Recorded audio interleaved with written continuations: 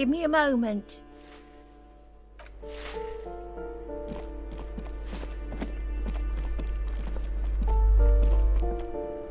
You hear someone walking around inside, rearranging the furniture. The number on the panel says 10. A poor communard, from the looks of it. The room is barely bigger than a closet. Do I have to open it? Do you have... Let's go. It's generally easier to do things if you have.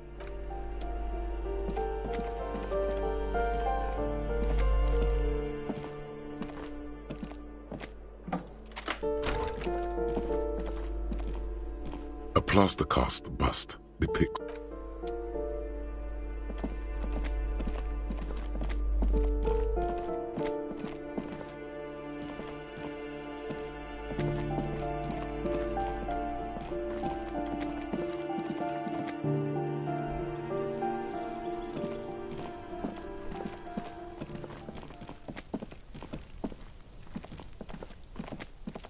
This must be it. The basement door is weather-worn. That's probably the door Everett mentioned.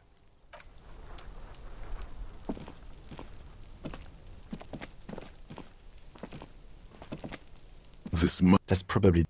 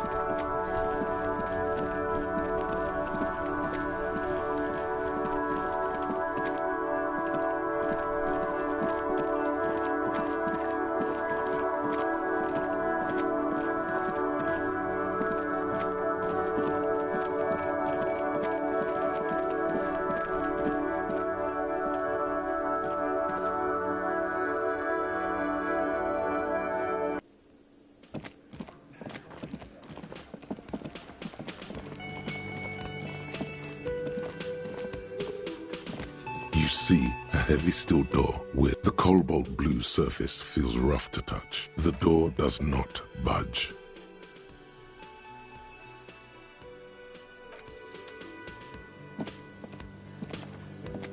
The man ponders his cooking utensils and gives you a little nod, acknowledging.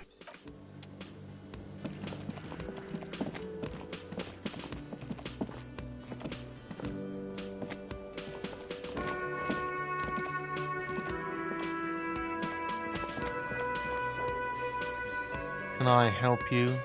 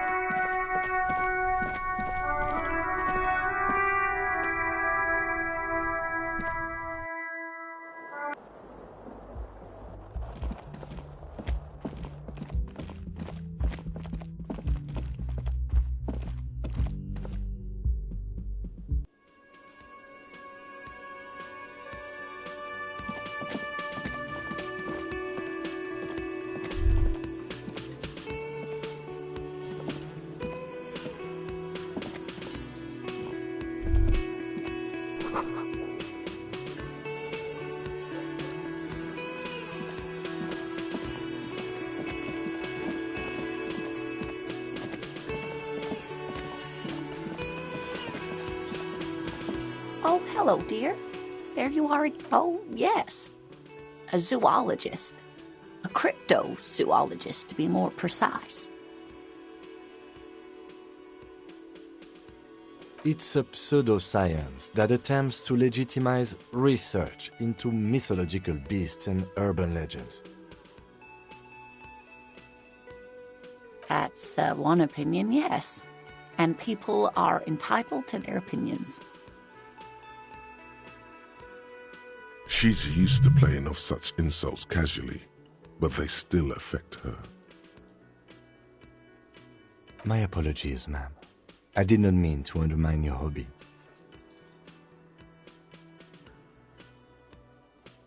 It's not a hobby, dear.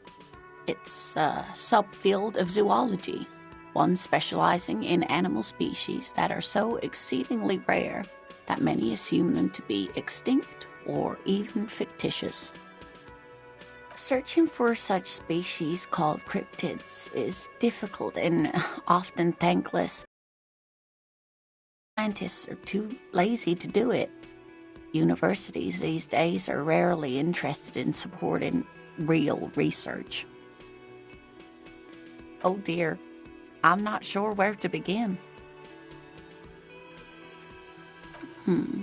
Well, his expression is slightly grumpy, but his eyes are always bright and curious, like a small boy's.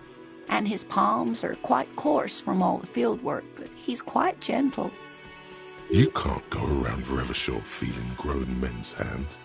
If you want to find her husband, you'll need more concrete information. Oh, well, he's a bit shorter than you, but with a larger frame, and he has longish white hair, usually a bit uncombed.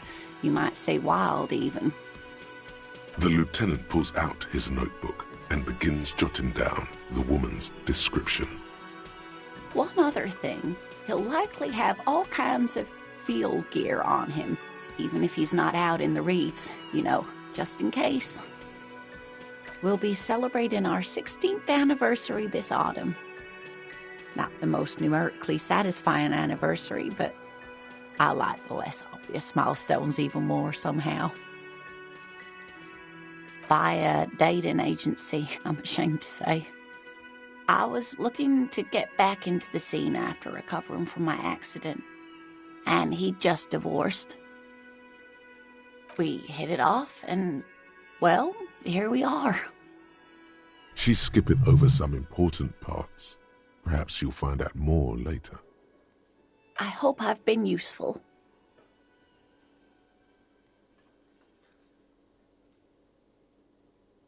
Oh, sweetie, it's fascinating, but I shouldn't bore you with entomological minutiae. The lieutenant gives you a sideways glance. Well, it's a phasmid, technically, but... Oh, yeah. Here comes the interesting. Where other phasmids imitate sticks or leaves, this one's a living reed. It disguises itself among the reeds here on the Insulindian coast.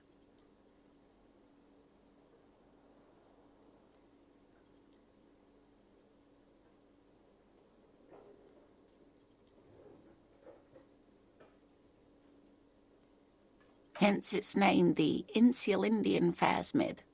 Perhaps you'll end up co-discovering the phasmid with us, officers. There's a touch of awe in the way she enunciated the creature's name. I knew it. We're gonna be chasing made-up insects with cryptozoologists. It's not made up, officer.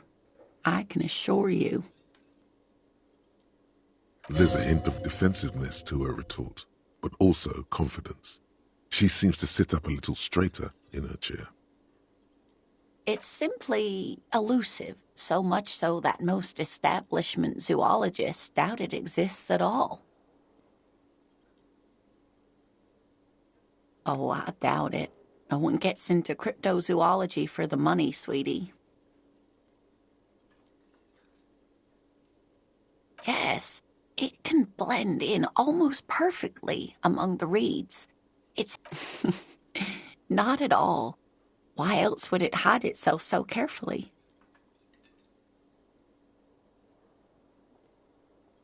Well, some teenagers making out in the reeds saw one. They didn't know what it was, of course, but there was a brief article in a local newspaper about their encounter with a ghost insect that looks like the reeds. Gary sent us the clipping. Of course, most phasmid sightings turn out to be false alarms, but their description matched the Insulindian phasmid perfectly, and they didn't even know what they were looking at. Enthusiasm has wiped the worry from her face. Her eyes sparkle behind her glasses.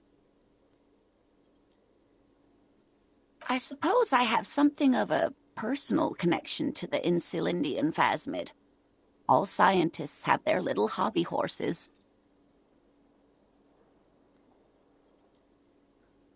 Oh dear, I'm afraid I'm not explaining this very well.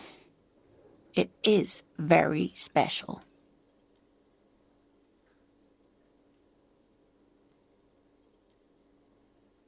Morel can explain it all much better. I wish you could hear him describe it. Then you'd understand, I'm sure.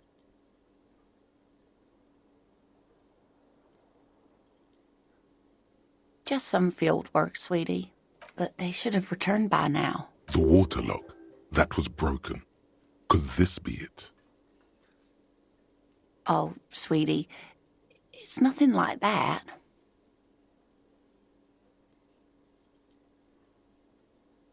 Gary's as loyal as they come. I'd trust him with my husband's life any day.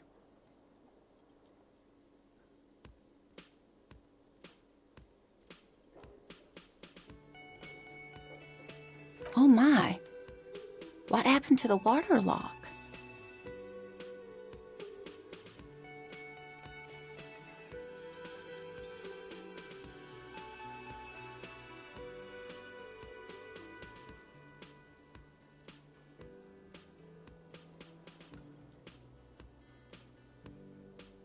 Oh, now you're just having fun at an old woman's expense.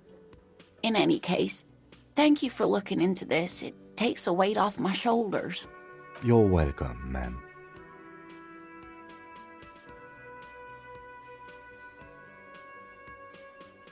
hate to ask, but if your investigation takes you to the other side of the coast, please do keep an eye out for my husband.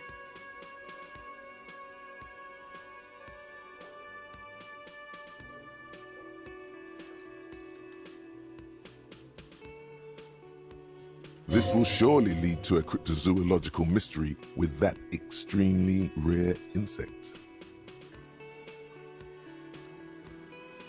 Yes, some left-field scientific research is exactly what you need right now.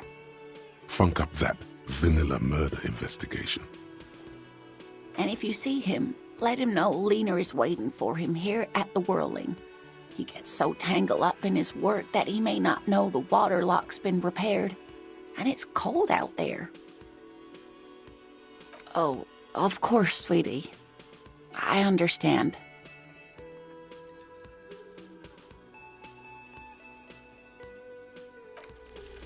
You're an enthusiastic idiot, but you're still an idiot. We don't have time for Cryptozoology 101. Let's get...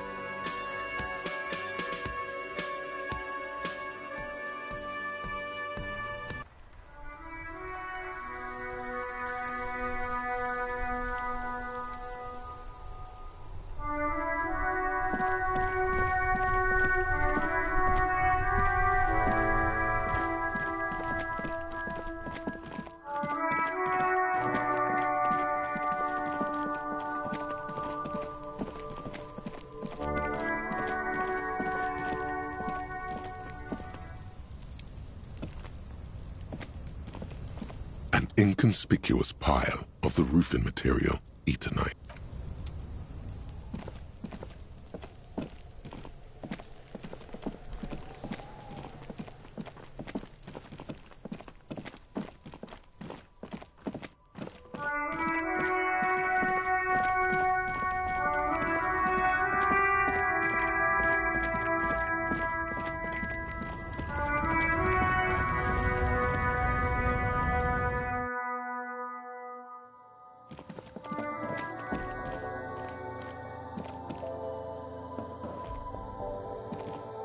The tear machine stands in the corner.